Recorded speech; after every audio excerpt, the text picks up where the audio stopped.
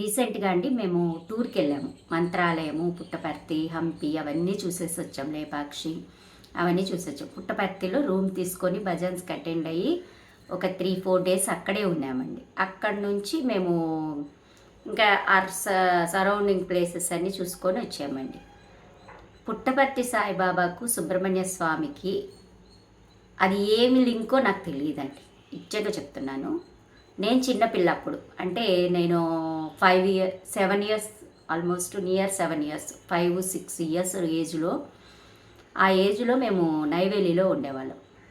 అయితే అక్కడ ఒకరింటికి వెళ్ళామన్నమాట. ఆ ఇంట్లో వాళ్ళు బ్రాహ్మణ అయ్యంగార్స్ ఫ్యామిలీ అనమాట. వాళ్ళ ఇంటికి మాకు తెలిసిన వాళ్ళు తీసుకొని వెళ్ళారు నన్ను, మా అమ్మని. నేను అప్పుడు చిన్నపిల్లని. ఆయన మిత్త భక్తుడండి సుబ్రహ్మణ్య స్వామికి. ఒకప్పుడు అమితమైన భక్తుడు అనమాట. ఈ పుట్టపర్తి సాయిబాబా ఎప్పుడు అంటే సమ్మర్ టైంలో ఊటీ, కొడైకెనాలు, ఆ తమిళనాడు ఏరియాస్ అన్నీ తిరగడము అవన్నీ చేస్తాడు కదా. అలాంటప్పుడు అక్కడికి వీళ్ళ ఇంటి స్ట్రీట్ దగ్గరికి ఆయన రథయాత్రలో వచ్చాడండి పుట్టపర్తి సాయిబాబా. వచ్చినప్పుడు ఈయన అమిత భక్తుడు సుబ్రహ్మణ్య స్వామికి. ఈయన వచ్చేసి తమిళ్ బ్రాహ్మణ్. అతను అమిత భక్తుడు అనమాట. ఆయన పవర్ తోటి పుట్టపర్తి సాయిబాబాని ఆపేశాడు ఆ స్ట్రీట్కి రానీయకుండా. ఈయనకు అర్థం కాలేదనమాట సాయిబాబాకు. ఏంటి నన్నెవరు ఆపేది, నన్ను ఆపే శక్తి ఎవరికి ఉంది అని ఆయన ఆలోచించాడండి. ఆలోచిస్తే ఆ లైన్లో ఇలా పరమ భక్తుడైనటువంటి సుబ్రహ్మణ్య స్వామి భక్తుడైనటువంటి ఒక తమిళ్ బ్రాహ్మణ్ ఉన్నాడు అనేది ఆయనకు తెలిసింది. అంటే ఎవరో చెప్పారో ఏదో. ఇంకంతే అండి, ఆయన డైరెక్ట్గా అతని దగ్గరికి వెళ్ళిపోయాడు. అతని దగ్గరికి వెళ్ళిపోయి ఈయన భక్తుడిగా మార్చేసుకున్నాడు. ఆయనతో మాట్లాడి మరి హిప్నటైజ్ చేశాడో, మరి ఏమి చేశాడో, శక్తులు ఉన్నాయో నాకైతే తెలియదండి. ఈయన వైపు మార్చేసుకున్నాడు ఆయన ఏమైపోయాడు, సుబ్రహ్మణ్య స్వామిని పూజించడం వదిలేసి ఈయనకు పరమ భక్తుడైపోయాడు పుట్టపర్తి సాయిబాబాకు. పిచ్చిలాగా అనమాట, ఇంకొక రేంజ్లో పిచ్చండి. ఆల్మోస్ట్ బ్రాహ్మణ్ అంటేనే చాలా ఇంటెలిజెంట్. వాళ్ళని మార్చడం అనేది అంత ఈజీ కాదు. ప్లస్ వాళ్ళు తొందరగా రియాక్ట్ అయిపోతుంటారు. అలాంటి పరమ భక్తుడిగా మార్చుకున్నాడు. ఇది లైవ్ ఇన్సిడెంట్ అండి. అది నేను చిన్నప్పుడు మా అమ్మకు వాళ్ళు చెప్తుంటుంటే విన్నానమాట.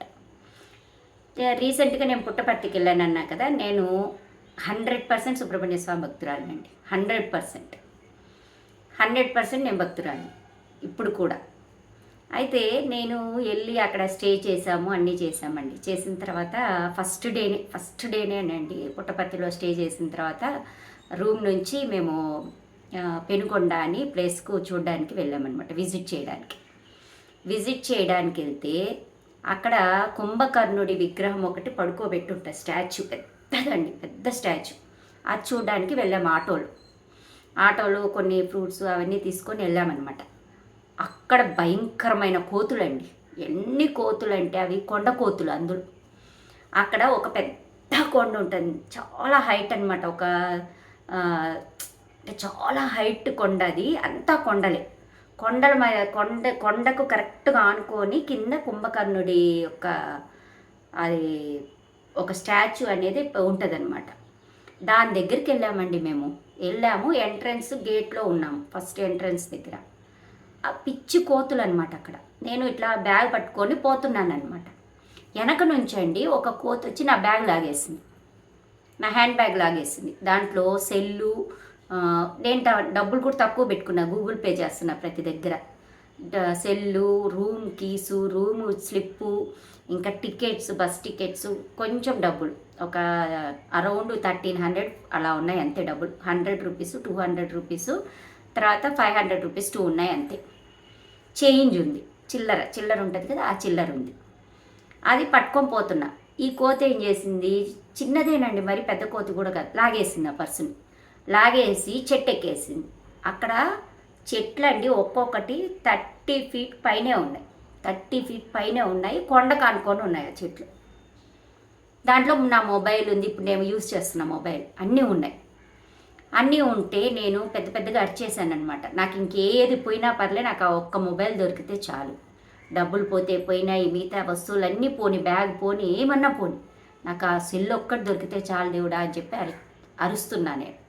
అక్కడ అందరు గ్యాదర్ అయ్యారు. అది చెట్టు ఎక్కేసింది ఆ కోతి నా బ్యాగ్ తీసుకొని. అది జిప్పులన్నీ ఒక్కొక్కటి ఓపెన్ చేస్తుంది అనమాట. నాకేమి దిక్కు తోచలే. ఒకవేళ అది కానీ చెట్టును ఆనుకోనున్న కొండ కానీ ఎక్కితే ఇంకా ఆ కోతి దొరకదండి. ఇంకా ఆ కోతి దొరికే ఛాన్సే లేదు. ఇంకా నా బ్యాగ్ పోయింది, సెల్లు పోయింది, అన్నీ పోయింది. నాకు ఎట్లా వచ్చిందో ఆ వాయిస్ నాకు తెలీదు. సుబ్రహ్మణ్య స్వామి నాకంతా ఇచ్చేయను, ఒకటే అరుపు అనమాట. నాకు మొబైల్ ఇచ్చేసే స్వామి అని చెప్పి పెద్దగా అరిచేసా. ఎక్కడ ఆల్మోస్ట్ 20-30 ఫీటు పైన ఉంది కోతి. అక్కడ నుంచి కింద పడేసినా పగిలిపోద్ది మొబైల్. పెద్దగా అరిచేసారు. అసలు అది ఎత్తుకుపోవడము, నేను అరవడం స్టార్ట్ చేయడం, సుబ్రహ్మణ్య స్వామి నాకు ఇచ్చే అని అన్నానండి. అనగానే అండి అది ఒక్కొక్కటి ఓపెన్ చేసి కింద పడేస్తూ ఉందండి. మీరు నమ్మరు, ప్రతి వస్తువు కింద నాకు దొరికిందండి దాంట్లో. అది వండర్ అండి. 30 ఫీట్ ఉన్న చెట్టులో నుంచి ప్రతి వస్తువు, ఆ నోట్లు ఒక్కొక్కటి కింద పడ్డాయి, టికెట్లు పడ్డాయి, కీస్ పడ్డాయి, రూమ్ కాగితం పడింది, అన్నీ ఒక్కొక్కటి కింద వేస్తుంది. లాస్ట్లో నాకు ఇష్టమైన మొబైల్ ఉంది కదా, అది మాత్రం వదలట్లేదు.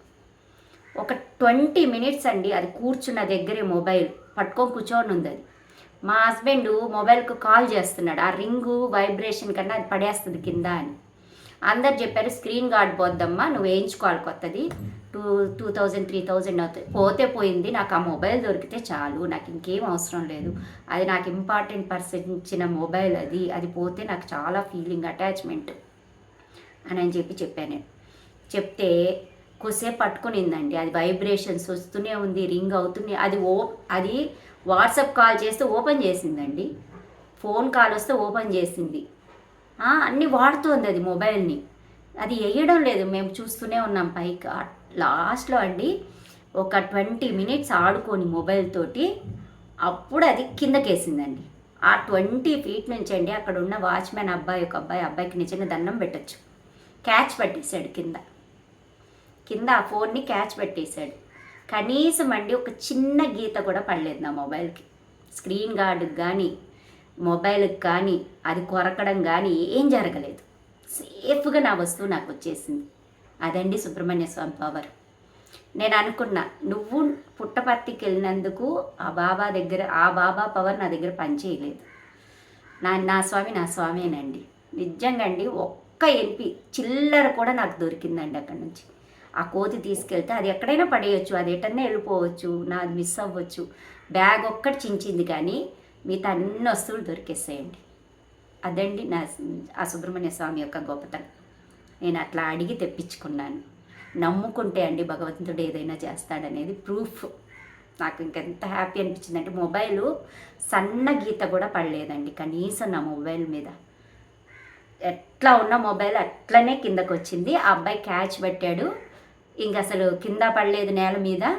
అంటే భగవంతుడే క్యాచ్ పెట్టాడు, నాకు తెచ్చి ఇచ్చాడు. నా వస్తువులన్నీ నేను అడిగాను, నాకు తెచ్చి ఇచ్చాడు. ఇంకంతకంటే ఏముంటుందండి భక్తి అంటే. నేను చాలా హ్యాపీ ఫీల్ అయ్యాను. తర్వాత దేవుడికి దండం పెట్టుకొని, పుట్టపర్తిలో కూడా దండం పెట్టుకొని, ఎవరైనా భగవంతుడేనండి, దండం పెట్టుకొని మేము ఇంటికి వచ్చేసాం. ఓకేనా? నమ్మకాన్ని మించింది ఏదీ లేదు.